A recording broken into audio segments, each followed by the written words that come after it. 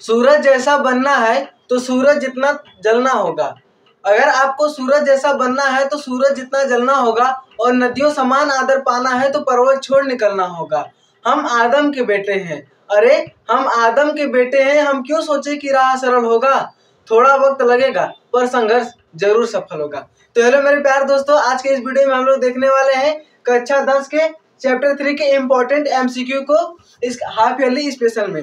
देखिए हमारा half yearly exam आने वाला है और बहुत लोग का बैकलॉग हो गया है, तो हम इस बैकलॉग को कंप्लीट करके हम आज चैप्टर 3 के इम्पोर्टेंट एमसीक्यू को कंप्लीट करेंगे। तो आइए बिना देरी के वीडियो को स्टार्ट करते हैं। आप लोग वीडियो के अंत तक बने रहिएगा। हम इसमें बहुत से क्वेश्चन करेंगे और इम्पोर्टेंट क्वेश्चन जो लगातार कई वर्षों से पूछा जा रहा है, और जो हमारा आखिरी वाला क्वेश्चन होगा वो तो बहुत ही इम्पोर्टेंट होगा।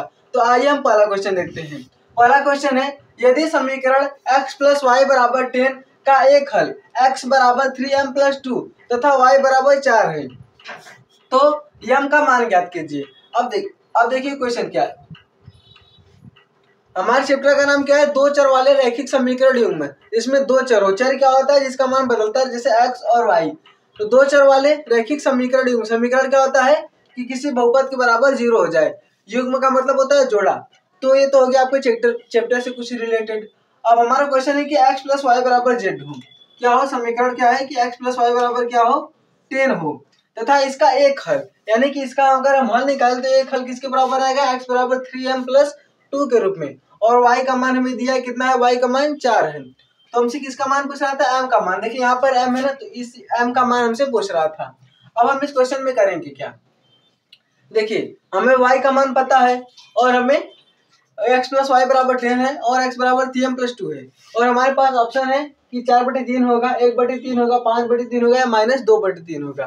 तो हम इसमें क्या करेंगे, इस y के मान को, ये जो हमारा y दिख रहा है ना, इस y के मान को हम यहाँ पर रखेंगे, इस समीकरण में रखेंगे। जब हम इसमें y का मान रखेंगे तो हमें x का मान पता चल जाएगा। x का मान कितना आएगा, 6 आएगा। अब इस x के मान को हम यहाँ पर रख देंगे, और जब इस x के मान को हम यहाँ पर रखेंगे ना, तब क्या आ जाएगा, यहाँ पर आ जाएगा। फिर m का मान, x का मान यहाँ पर रख देंगे और उसको सॉल्व करेंगे तो m का मान आ जाएगा 4/3। अब ये तो देखिए हमने दिमाग में सॉल्व कर लिया, आप भी चाहे तो दिमाग में ही ऐसे ही सॉल्व कर लेंगे। कैसे किया, y का मान 4 है, 4 यहाँ पर रखेंगे, प्लस था, इधर आएगा क्या होगा, माइनस होगा, x = 6 आ जाएगा। वो हम आपको अभी करके दिखा देते हैं। क्या है, हम लिखेंगे हल, y बराबर क्या है, 4 है, और x + y = क्या है, 10 है। x + y = क्या है, 10 है। हमें y का मान पता है, इस y के मान को हम यहाँ पर रख देंगे। देखिए हम एमसीक्यू कर रहे हैं तो आप चाहे जैसे कर सकते हैं, लेकिन अगर यही क्वेश्चन आपको 2 नंबर या 4 नंबर मिले तब कैसे करेंगे। तब हम इसे समीकरण 1 मान लेंगे, और इसे क्या मानेंगे, इसे कुछ मत मानिए अभी के लिए। तो क्या होगा, y = 4 लिखेंगे, y = 4 समीकरण, इसे आप लोग समीकरण 1 मत मानिए बल्कि इसे समीकरण 1 मानिए। क्या है, x + y = 10। तो क्या है, y = 4 समीकरण 1 में रखने पर, इस y = 4 को हम समीकरण 1 में रखेंगे। समीकरण 1 क्या है, x + y = 10। y का मान कितना है, 4 था, तो हम वहां पर रख देंगे। तो x + y का मान देखिए 4 बराबर, ये क्या है, 10। अब ये 4 इधर प्लस में इधर जाए क्या होगा, माइनस होगा। तो x = 10 माइनस, ये +4 था, इधर आएगा -4 हो गया। x बराबर क्या आ गया हमारा, 6 आ गया। 10 में से 4 कहेंगे कितना आएगा, 6 आएगा। हमें x का मान पता चल गया और y का मान पता चल गया। y का मान तो हमें पहले दिया था, अब हमें x का मान पता चल गया। अगर हम यहाँ पर x का मान रख दें तो हमारा m का मान निकल जाएगा। ये हमारा क्या है, x = 3m + 2। इसे हमने समीकरण 2 माने थे। तो लिखेंगे y x = 6 समीकरण 2 में रखने पर। अगर हम समीकरण 2 में रखेंगे तो क्या होगा, समीकरण 2 क्या है हमारे पास, x = 3m + 2।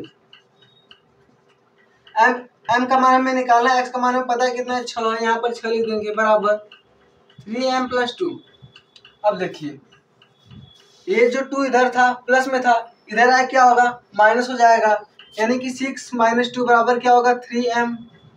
6 - 2 करेंगे कितना आएगा, 4 आएगा। और ये 3 इधर क्या था, मल्टीप्लाई में था, इधर आएगा तो बटे में हो जाएगा। तो हमारा m का मान क्या आ गया 4/3। अब देखते हैं कौन सा हमारा ऑप्शन सही है। ऑप्शन ए क्या है 4/3, इसका मतलब कि ऑप्शन ए हमारा सही होगा। अब देखिए हमने इसमें किया क्या है, हमें समीकरण दिया था कि x + y = 10 है, उसका एक हल है x = 3m + 2 और y बराबर क्या है 4 दिया था। तो हम इस y के मान को इस समीकरण में रख दिए हैं, y का मान समीकरण 1 में रख दिए हैं, तो हमारा x का मान पता चल गया। अब x के मान को हम यहाँ पर रख दें तो हमें m का मान पता चल गया। m का मान कितना है 4/3। ऑप्शन नंबर ए हमारा करेक्ट हो जाएगा। देखिए बहुविकल्पी जो है वो 1 नंबर का आता है, लेकिन अगर यही क्वेश्चन आपको 2 नंबर या 4 नंबर के मिल जाए तब इसे कैसे सॉल्व करते हैं, तो इसे ऐसे सॉल्व करेंगे। इसे आपको लिखने का तरीका पता होना चाहिए कि किसी क्वेश्चन को कैसे लिखे तो ज़्यादा अच्छा नंबर मिलेगा। तो हमने पहले इसे समीकरण 1 मान लिया, इसे समीकरण 2 मान लिया और वो दिया था। फिर हमने क्या किया कि y का मान समीकरण 1 में रखने पर तो वो रख दिया है, फिर x का मान समीकरण 2 में रखने पर वो रख दिया और हमारा आंसर आ गया। ये क्या है हमारा आंसर है। तो आप लोग इसका स्क्रीनशॉट ले लीजिए। तो आइए अब हम बढ़ते हैं अपने अगले क्वेश्चन नंबर 2 पर। इसमें क्वेश्चन क्या है कि रैखिक समीकरण युग्म 6x - 7y = 1 तथा 3x - 4y = 5 के हल है। क्या है कि अगर हमें दो समीकरण दिया है, रैखिक समीकरण युग्म का मतलब होता है रैखिक, जिसमें चर की घात जो चर हो उसकी घात कितना हो 1 हो। यहाँ पर भी एक है और यहाँ पर भी, यहाँ पर भी, यहाँ पर, यानी कि हमें क्या है चर की घात 1 है, उसे क्या कहेंगे रैखिक। समीकरण क्या होता है किसी बहुपद के बराबर 0 कर दे, या फिर यहाँ पर देखिए एक कॉम इधर कर, यहाँ पर क्या बचेगा 0 बचेगा, उसे हम समीकरण कहते हैं। अब युग्म का मतलब होता है जोड़ा। तो देखिए एक ये दिया है और एक समीकरण दिया है, यानी हमें दो समीकरण दिए। तो ये रैखिक समीकरण युग्म 6x - 7y = 1 और 3x - 4y = 5 के हल होंगे। क्या हमें हल पूछ रहा है, इसमें क्या है कि अद्वितीय हल होगा, दो हल होगा, या अपरिमित रूप से अनेक हल होगा, या फिर कोई हल नहीं होगा। तो इसके लिए देखिए आपको 3 कंडीशन पता होना चाहिए। पहला क्या होता है, यहाँ पर देखिए हम बता दे रहे हैं, इसके आगे वाले क्वेश्चन से हम डायरेक्ट करेंगे। पहला क्या होता है यदि क्या हो, अगर कोई रेखा प्रतिच्छेदी हो, अगर कोई रेखा प्रतिच्छेदी हो, यानी कि क्या होता है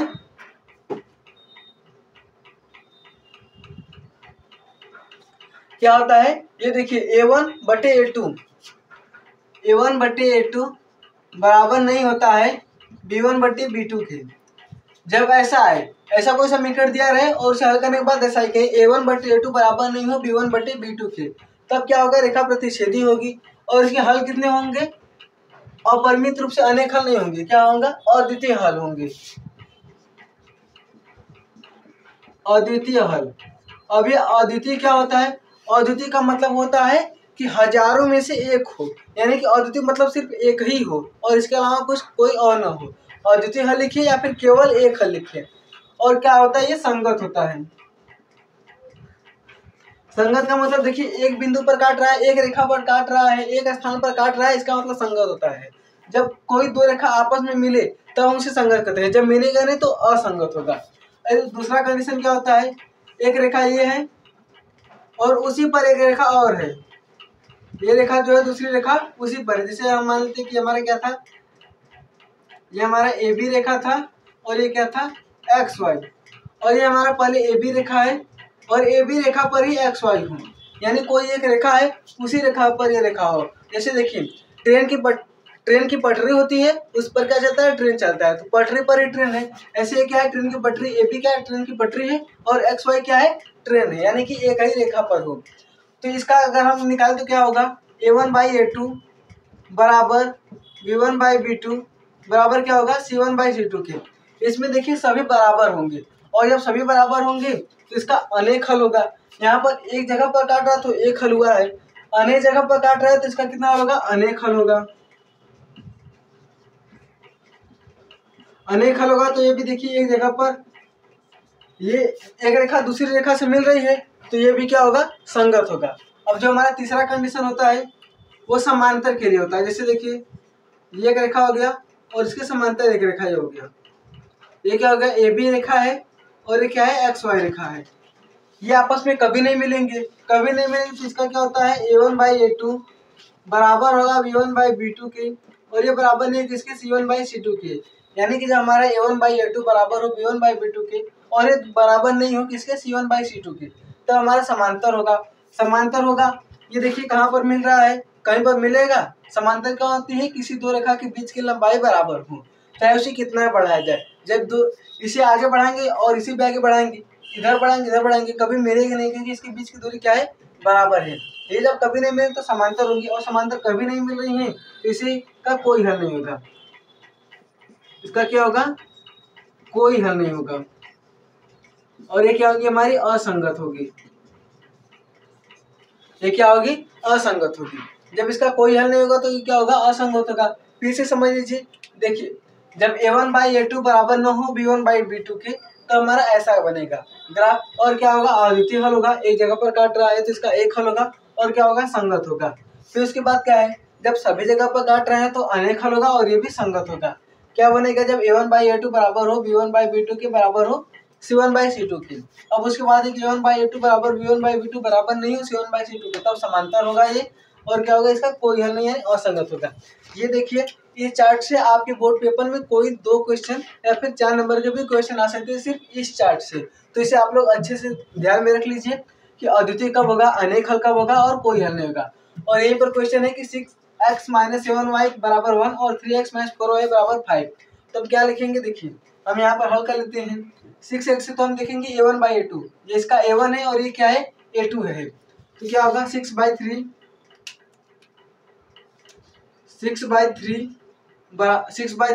और उसके बाद क्या है, B1/2, B1 क्या है -7 और B2 क्या है -4। तो -7/-4। अब देखिए ये माइनस माइनस कट जाएगा तो क्या आएगा, ये बराबर तो है नहीं, 6/3 बराबर नहीं है 7/4 के। अब कौन सा बना है कि A1/A2 बराबर नहीं है B1/B2 के। और जब ये बराबर नहीं है, हमने बताया कि जब ये बराबर नहीं होगा तो क्या होगा, इसका अद्वितीय हल होगा। क्या हल होगा, अद्वितीय हल होगा, यानी कि इसका केवल एक हल होगा। ऑप्शन नंबर ए हमारा क्या है, करेक्ट है।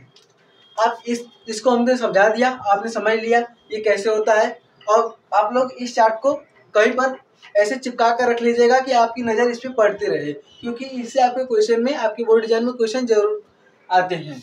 तो हमारा क्वेश्चन था 6x - 7y बराबर 1 और 3x - 4y बराबर 5 के हल होंगे। तो हमने कर लिया है, इसके बटे इसके करेंगे तो क्या आएगा, यहाँ पर 6/3 और ये क्या आएगा, ये 7/4 आ गया। तो ये बराबर नहीं है, इसका मतलब क्या होगा कि ये बराबर नहीं है, यानी कि A1/A2 बराबर नहीं है B1/B2 के। यहाँ से देखिए ये इससे मिल रहा है, ये इसके बराबर नहीं होगा, तो इसका मतलब होगा कि एक अद्वितीय हल, यानी इसका कोई एक हल होगा, सिर्फ एक हल होगा। और ये पूछते कि क्या है, संगत है असंगत, तो ये क्या है, संगत है। तो आप लोग इसका स्क्रीनशॉट ले लीजिए और इसे आप कहीं पर चिपका कर रख लीजिए, जहाँ पर आप पढ़ते हैं वहाँ पर चिपका कर रख लीजिए, क्योंकि इससे क्वेश्चन जरूर आते हैं। या फिर इसे अपने दिमाग में चिपका कर रख लीजिए। तो आप लोग इसका स्क्रीनशॉट ले लीजिए। तो अब बढ़ते हैं हम अपने अगले क्वेश्चन नंबर 3 पे। क्वेश्चन हमारे पास है कि समीकरणों 2x + 3y बराबर 18 तथा x - 2y बराबर 2 का हल होगा। अब देखिए नॉर्मल सा क्वेश्चन है, ये तो आपको वैसे भी 2 नंबर या 4 नंबर का भी आ सकता है। ये आपको 2 समीकरण दे देगा और पूछेगा हल होगा। हल का मतलब हमें x और y का मान निकालना है। तो आप देखिए, आपके सिलेबस में समीकरण को हल करने के लिए कितनी विधि है। पहला जो विधि वो है प्रतिस्थापन विधि। क्या है, प्रतिस्थापन विधि। पहला ग्राफी विधि है। क्या है, ग्राफी विधि।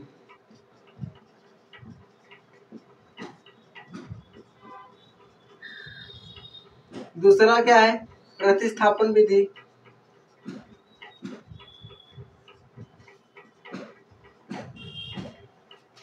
और तीसरा जो है हमारा वो है विलोपन विधि।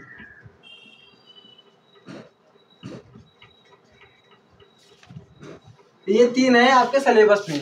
पहले एक और था, अगर आपके पास पुरानी बुक होगी तो आप उसमें देखेंगे कि वृज्ज गुणनखंड विधि करके आता था, लेकिन अब वो सिलेबस में नहीं है। और नहीं अब वो सिलेबस से नहीं है, आपको सिर्फ 3 ही पढ़ना है। क्या है, ग्राफी विधि, प्रतिस्थापन विधि, विलोपन विधि।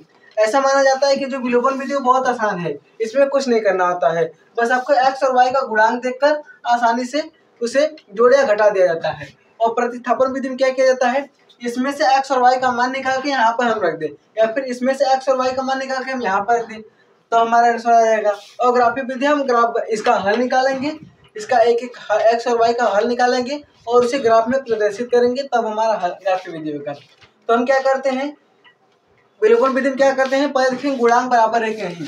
तो देखिए एक्स का गुणांक यहाँ पर 1 है और एक्स का गुणांक यहाँ पर क्या है 2 है, तो हम गुणांक बराबर करके कर लेते हैं। तो इसे हम समीकरण 1 मानते हैं। पहले लिखेंगे हल, हल क्या है हमारा 2x + 3y = 18, इसे हम समीकरण 1 मानते हैं। और क्या है x - 2y = क्या है 2, इसे हम समीकरण 2 मानते हैं। तो लिखेंगे हम यहाँ पर, देखिए समीकरण 1 में अगर हम 2 से गुणा कर दें तो इसका x का गुणांक क्या होगा, बराबर हो जाएगा। लिखेंगे समीकरण 1 में 2 से गुणा करने पर, समीकरण 1 में ये समीकरण 2 है तो लिखेंगे समीकरण 2 में 2 से गुणा करने पर, समीकरण 2 में हम 2 से गुणा कर देंगे। तो देखिए अगर हम इसमें 2 से गुणा करेंगे क्या आएगा, तो 2 का गुणा x में होगा तो 2x हो गया, फिर माइनस से माइनस लगा दी। अब 2 का गुणा 2 में करेंगे 4 हो गया, फिर y बराबर 2 का गुणा 2 में करेंगे क्या हो गया 4, इसे हम समीकरण 3 मान लेते हैं।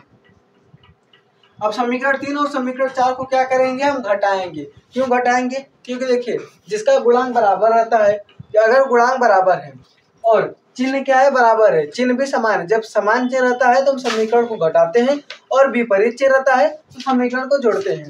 तो यहाँ पर घटे, देखिए यहाँ पर प्लस है और यहाँ पर भी प्लस है। अभी समीकरण को बोले आप समीकरण 3 और समीकरण 1 को देखिए, यहाँ पर भी प्लस है और यहाँ पर भी क्या है, प्लस है, तो समान चिन्ह है, समान चिन्ह रहेगा तो हम क्या करेंगे, घटाएंगे। तो लिखेंगे समीकरण 3 से समीकरण 1 घटाने पर, या फिर आप 1 से 3 लिखिए, 3 से 1 लिखिए, बात सेम ही है। तो क्या होगा 2x, यहाँ पर समीकरण 3 लिखिए 2x - 4y बराबर क्या हो गया, 4 हो गया। और क्या है 2x + 3y बराबर क्या है 18 है। अब देखिए हमें इसमें से इसमें घटाना है और आपको घटाने का नियम पता होगा कि जब हम किसी समीकरण से किसी दूसरे समीकरण को घटाते हैं तो जो दूसरे समीकरण का चिन्ह होता है वो बदल जाता है। जैसे यहाँ पर प्लस है तो क्या होगा, माइनस हो जाएगा, ये प्लस है तो ये माइनस हो गया और ये प्लस है तो ये माइनस हो गया। अगर यहाँ पर माइनस होता है तो क्या होता है, प्लस होता है, चिन्ह बदल जाता है। अब उसके बाद देखिए +2x और -2x से क्या होगा, कट जाएगा, तो इसे काट देते हैं। क्योंकि हम इसे काटने के लिए किसी एक को हटाने के लिए हम गुणांक बराबर करते हैं। अब देखिए -4y है और -3y, माइनस माइनस क्या होता है, प्लस होता है, लेकिन सिर्फ इसकी संख्याएं प्लस होती है, चिन्ह क्या लगता है, माइनस का लगता है। 4 3 कितना हो गया, 7y बराबर, अब 4 है उसके बाद क्या है, -18 है, तो 4 - 18 का कितना आएगा, 18 में से 4 घटाएंगे तो क्या आएगा, 14 आएगा, तो -14 आ गया। और माइनस माइनस कट गया, 7 से 1 कट गया, कैसे कटा देख लीजिए, y बराबर क्या था 14/7 करेंगे तो क्या आ जाएगा, 2 आ जाएगा। ये देखिए 7 इधर बूढ़े में था, इधर जाएगा तो बटे में जाएगा, यानी y बराबर क्या आ गया, 2 आ गया। अब इसमें देखिए y बराबर 2 किस में है, y बराबर 2 देखिए यहाँ पर है, सी में है और ए में है, यानी कि हमारा ऑप्शन नंबर बी क्या है, गलत है, डी क्या है, गलत है। अब हमें इस दोनों में से निकालना है, हमें y का मान पता चल गया। अब क्या करेंगे, इस y के मान को हम किसी भी समीकरण में, समीकरण 1 2 3 किसी में भी रखेंगे, हमारा x का मान पता चल जाएगा। तो हम क्या करेंगे, y का मान समीकरण हम यहाँ पर रख लेते हैं, हमें x का मान आसानी से पता चल जाएगा। तो y का मान समीकरण 2 में रखने पर, y का मान समीकरण 2 में रखने पर, जो हम समीकरण 2 में y का मान रखेंगे, समीकरण 2 क्या है, x - 2y बराबर 2, y का मान क्या है 2, y का मान यहाँ पर रख दीजिए, तो x - 2 इंटू क्या 2 बराबर 2 हो गया। y की जगह पर हम क्या लिखा है, बस 2 रख दिया है। अब क्या x - 2 का गुणा 2 से कितना आएगा, 4 बराबर क्या आ गया 2। ये देखिए इधर माइनस में इधर जाए क्या होगा, प्लस होगा, तो x बराबर क्या हो गया 2 + 4, x का मान हमारा आ गया कितना, 6। ये देखिए विलोपन विधि है। विलोपन विधि से क्या होता है कि किसी हम क्या करेंगे, दोनों समीकरण में गुणांक अगर बराबर रहेगा और समान चिन्ह रहेगा तो हम घटाएंगे, विपरीत चिन्ह रहेगा समीकरण को जोड़ेंगे। तो क्या होगा, हम जब देखिए हमने घटाया इसमें तो y का मान आ गया 2 आ गया, और फिर इसी y के मान को हम किसी भी समीकरण में रखेंगे, x का मान आ जाएगा, और देखेंगे इसमें से हमारा कौन सही है। तो हमारा x का मान कितना आ गया, 6 आ गया, यानी कि हमारा ऑप्शन नंबर सी सही है, ये भी क्या है गलत है। तो आप लोग इसका स्क्रीनशॉट ले लीजिए। तो अब देखते हैं हम लोग क्वेश्चन नंबर 4। क्वेश्चन है कि समीकरणों यहाँ पर रहेगा समीकरणों x + 2y = 4 और 2x + 4y = 8 के हल होंगे। हल क्या होंगे? संगत और अद्वितीय हल होंगे, या फिर असंगत और अनंत हल होंगे, या असंगत होगा। देखिए असंगत का कोई हल नहीं था, इसलिए सिर्फ असंगत है, या फिर इनमें से कोई नहीं है। यानी कि हमें इसे a1/a2 b1/b2 c1/c2 के रूप में लिखना है और देखना है क्या ये संगत आ रहे हैं, असंगत आ रहे हैं, और क्या इनमें से असंगत आ रहे हैं, संगत आ रहे हैं, या फिर अनेक हल आ रहा है और अद्वितीय हल आ रहा है। तो इसे देखिए, अगर आप एमसीक्यू के रूप में देखें तो हम बस देख लेते हैं कौन सा सही होगा। देखिए यहाँ पर 1/2 होगा और ये 2/4 होगा, यानी बराबर होगा। फिर 4/8 होगा, यानी कि 1/2, और यहाँ पर कट जाएगा फिर 1/2, और यहाँ पर ये भी कट जाएगा तो 1/2, यानी कि तीनों बराबर आ रहा है। जब तीनों बराबर आ रहा है तो ये क्या होगा? संगत और अनंत होगा, यानी कि हमारा ये ऑप्शन नंबर 20 सही होगा। लेकिन जब हमें बोर्ड एग्जाम में हल करना होगा कि कौन सा हमारा सही होगा, और अगर ये क्वेश्चन 4 नंबर का आ जाए, ऐसा कि हालांकि ऐसा क्वेश्चन 4 नंबर का आता है, तो अगर 4 नंबर का आ जाए तो अब इसे कैसे करेंगे? तो देखिए इसमें लिखने का तरीका देखिए, हम क्या लिखेंगे? पहले हल लिखेंगे, फिर उसके बाद देखिए ये लिखेंगे x + 2y = 4 को a1x + b1y = c1 a1x + b1y = c1 के रूप में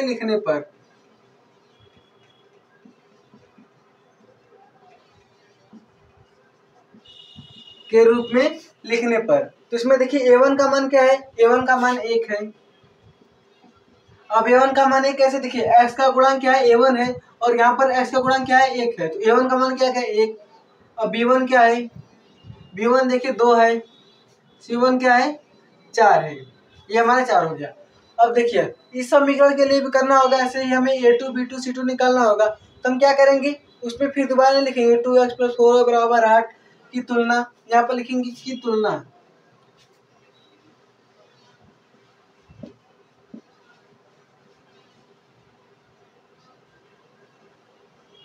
किसे लिखेंगे?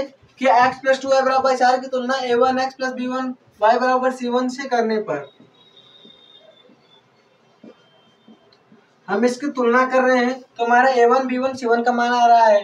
अब क्या है कि 2x + 4y = 8, तो इसके लिए हम दोबारा से नहीं लिखेंगे कि इसकी तुलना हमें a2 b2 c2 से करने पर, हम डायरेक्ट बस लिख देंगे कि इसी प्रकार से। क्या लिखेंगे? इसी प्रकार से। इसी प्रकार से जो हमारा a2 आएगा, a2 क्या आएगा? देखिए यहाँ पर 2 है तो 2 आ गया, b2 क्या आएगा? यहाँ पर 4 है तो 4 आ गया, और c2 क्या आएगा? ये 8 है तो 8 आएगा। अब आप चाहें तो इस 8 को इस साइड भी कर ले और इस 4 को भी इस साइड कर ले, लेकिन जब इस साइड इसे भी करेंगे और इस साइड इसे भी करेंगे तो दोनों माइनस में आएगा, और माइनस माइनस क्या होगा?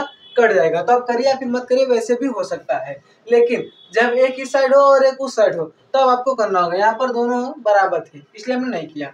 अब क्या करेंगे? हम करेंगे a1/a2, यानी कि 1/2 करेंगे और बराबर करेंगे 2/4 के, तो देख रहे हैं बराबर आ रहा है। फिर क्या करेंगे? 4/8, पहले हम 2 को लेंगे, अगर दोनों बराबर आएगा तब फिर सेलेक्ट करेंगे। और ये देखिए कट जा रहा है, कितनी बार में कट रहा है? एक बार में, और ये 2 बार में, यानी कि 1/2 बराबर है किसके? 1/2 के, और ये भी क्या है? बराबर है 1/2 के। इसके पहले वाली जो क्वेश्चन था उसमें हमने आपको कंडीशन बताया था। क्या बताया था?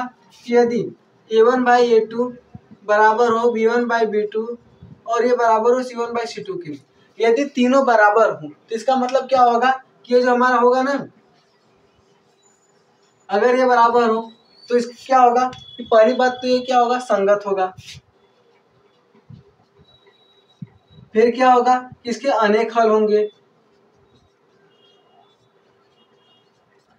ये संगत होगा, अनेक हल होंगे, और क्या है? समपाती है। समपाती का मतलब क्या? कि एक रेखा के ऊपर दूसरी रेखा। अब उसके बाद क्या है? अगर हम इसका ग्राफ देखें तो क्या होगा? कि ऐसे कोई एक रेखा है और उसी पे फिर दूसरा रेखा बन गया कोई, ये होगा a1/a2 बराबर b1/b2 बराबर c1/c2 पे। तो देखिए तीनों बराबर हैं, यानी क्या होगा? हमारा संगत होगा। संगत हो गया। और उसके बाद क्या है, अनंत हल, अनंत हल या फिर अनेक हल, तो हम इसे अनंत भी लिख सकते हैं।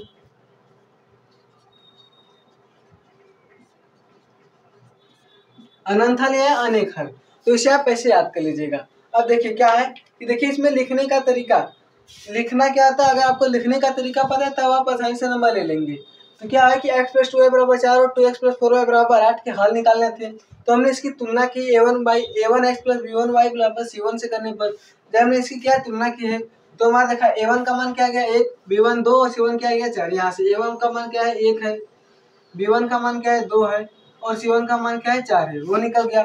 अब फिर a2 b2 और c2 के लिए आप डायरेक्ट लिख सकते हैं इसी प्रकार से लिखकर, फिर हम उसकी तुलना करेंगे। तो देखिए किसके रूप में आ रहा है, a1/a2 बराबर b1/b2 बराबर c1/c2 के। इसका मतलब क्या होगा कि होंगे संगत, अनेक हल और संपाती। क्योंकि इसमें संपाती नहीं दिया तो अगर आप करेंगे तब ऐसे करेंगे, संगत, अनेक हल और संपाती। तो आप लोग इसका स्क्रीनशॉट ले लीजिए और ऐसा जो हमने अभी आपको तीनों बताए उसे आप लोग याद कर लीजिएगा। तो आप लोग इसका स्क्रीनशॉट ले लीजिए। तो देखते हैं हम आज का लास्ट क्वेश्चन। जैसा कि हमने आपको पहले ही बता दिया था कि जो हमारा लास्ट क्वेश्चन होगा वो बहुत ही इंपॉर्टेंट क्वेश्चन होगा, और ये क्वेश्चन भी देखिए बहुत इंपॉर्टेंट क्वेश्चन है। क्वेश्चन ज़्यादा कुछ बड़ा नहीं है, हमने ऐसा ही क्वेश्चन पहले किया था लेकिन वो थोड़ा अलग है और ये थोड़ा अलग है। इसमें भी देखिए हमें m का मान निकालना है, तो एक बार पहले क्वेश्चन पढ़ लेते हैं।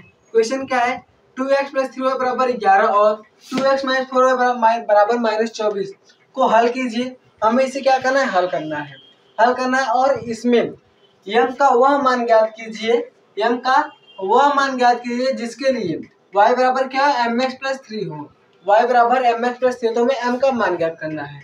और ऑप्शन क्या है, 1 होगा, 2 होगा, -1 होगा, -2 होगा। तो हम क्या करें, पहले हम इसे हल कर लेते हैं। तो लिखेंगे हल। अब हम कौन सी विधि से करें, ग्राफीय विधि से, प्रतिस्थापन या विलोपन। तो विलोपन देखते हैं, इसके यहाँ पर यहाँ पर भी 2 और यहाँ पर 2 है, गुणांक बराबर है, तो डायरेक्ट हम कर लेते हैं। क्या है, 2x + 3y = 11 और क्या है 2x - 4y = -24। इसे हम समीकरण 1 मानते हैं, इसे क्या मानते हैं, समीकरण 2। तो लिखेंगे, अब आप लोग बताइए कि हम इसे घटाएंगे या जोड़ेंगे। समीकरण 1 से समीकरण 2, बताइए क्या हम इसे घटाएंगे या जोड़ेंगे। तो हम इसमें घटाएंगे। क्यों घटाएंगे, क्योंकि ये क्या है, समान चिन्ह। देखिए यहाँ पर +2 और यहाँ पर भी +2 है, तो लिखेंगे घटाने पर। जब इसे घटाएंगे क्या होगा, 2x + 3y = 11 और उसके बाद क्या है 2x - 4y = -24। अब देखिए हमने आपको बताया कि जब हम घटाते हैं तो नीचे वाला जो समीकरण होता है उसका चिन्ह कब बदल जाता है। जैसे +2 है तो -2 हो जाएगा, माइनस है तो प्लस हो जाएगा, और ये माइनस है तो प्लस हो जाएगा। अब उसके बाद हम इसे सॉल्व करते हैं, तो देखिए कट गया, ये प्लस और माइनस क्या हो गया, कट गया। अब उसके बाद देखिए यहाँ पर 4 और 3 क्या होगा, 7 होगा, चूंकि ये भी +4y और ये भी +3y है, तो 4 3 कितना होगा, 7y बराबर। यहाँ पर देखिए 24 और ये क्या हो गया, 24 1 25 5 35, यानी y का मान क्या आ गया, 5 आ गया। ये इधर गुणे में था, इधर जाएगा बट्टे में होगा, तो कट जाएगा कितनी बार में, 5 बार में। हमें y का मान पता चल गया। अब क्या करेंगे, हम x का मान निकालेंगे। तो x का मान कैसे निकालेंगे, हम इन दोनों में से किसी भी समीकरण में रखेंगे, हमारा x का मान पता चल जाएगा। तो हम किस में रखें, समीकरण 1 में रख लेते हैं, y बराबर 5। समीकरण 1 में रखने पर देखिए समीकरण 1 क्या है हमारे पास, 2x + 3y बराबर क्या है, 11। 2x + 3y = 11, तो ये क्या हो गया, 2x + 3y = 11। और y का मान हमें पता था कितना, 5 है, तो 2x + 3 × 5 बराबर क्या हो गया, 11 हो गया। अब इस देखिए 5 का गुणा 3 से कर देंगे, 5 का गुणा 3 से कितना है, 15, और ये क्या हो गया, 11, यानी 2 बराबर क्या होगा, 11 - 15। देखिए इधर प्लस था, इधर जाएगा क्या होगा, माइनस होगा, तो x बराबर क्या आएगा, -4। x बराबर क्या आएगा, ये इधर गुणे में इधर आएगा तो बटे में होगा। हमें x का मान और y का मान पता चल गया। x का मान कितना है, -2, और y का मान क्या है, 5। अब हम x के और y के मान को यहीं पर रख देंगे, तो हमारा इसका मान m का मान निकल जाएगा। कैसे देखिए, क्या है y बराबर M X plus three, Y बराबर क्या है M X plus three. Y का मान कितना आया है यहाँ पर देखिए, वाई का मान 5 है तो ये 5 रख देते हैं और ये एम हो गया। एक्स का मान कितना है -2 इंटू -2 प्लस थ्री, ये इधर प्लस थ्री इधर आएगा -3 होगा, यानी 5 - 3 बराबर क्या होगा, इसका गुणा कर देंगे -2 का गुणा एम से करेंगे क्या होगा -2 एम हो गया। अब घटाएंगे क्या आएगा 2 बाई ये -2 है तो -2 हो गया, इसे यहाँ पर लिख लें बराबर एम, यानी कि एम का मान क्या आ गया -1, एम का मान क्या आ गया -1, यानी कि हमारा ऑप्शन नंबर सी क्या होगा, सही होगा। अब देखिए जो जो क्वेश्चन में आपसे बोल रहा है पहले वो कीजिए। पहले क्या बोलता है 2x + 3y बराबर 11 और 2x - 4y बराबर -24 को हल कीजिए। तो हमने क्या किया, इसे हल किया। हल करने का मतलब क्या होता है कि हमें x और y का मान निकालना होता है। तो हमने क्या किया, देखिए y का मान और x का मान निकाल लिया। अब उसके बाद क्वेश्चन में आगे क्या बोल रहा है कि इससे m का वह मान ज्ञात कीजिए जिसके लिए y बराबर क्या होगा, mx + 3 होगा। तो हमने क्या किया कि इसी x के और इसी y के मान को यहाँ पर बस रख दिया है, रख कर उसे सॉल्व किया तो m का मान कितना आ गया, -1 आ गया। तो हमारा ऑप्शन नंबर सी करेक्ट हो जाएगा। तो आप लोग इसका स्क्रीनशॉट ले लीजिए, क्योंकि हमने आपको बताया कि ये क्वेश्चन इंपॉर्टेंट है तो इसे आप जरूर सॉल्व कीजिएगा।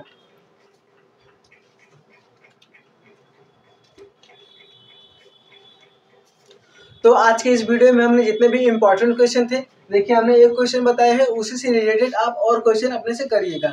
देखिए आज के इस वीडियो में हमने सारे इंपॉर्टेंट एमसीक्यू बता दिए, अब इसके अगले वाले वीडियो में इसके इंपॉर्टेंट क्वेश्चन को सॉल्व करेंगे। तो मिलते हैं हम आपसे अब अगले वीडियो में, तब तक के लिए धन्यवाद।